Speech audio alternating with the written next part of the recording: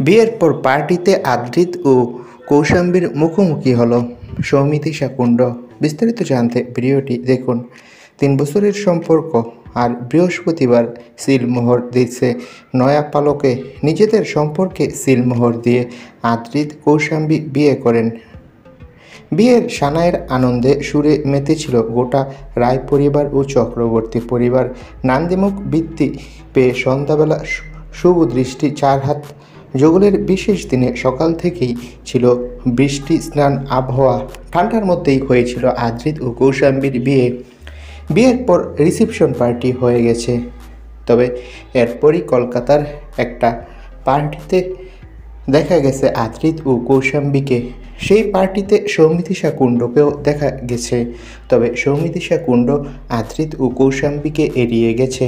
যদিও কৌশাম্বী মুচকি হেসেছিল সৌমিতিশার দিকে তাকিয়ে, কিন্তু সৌমিতিশা কুণ্ড কোনো রিপ্লাই দেয়নি।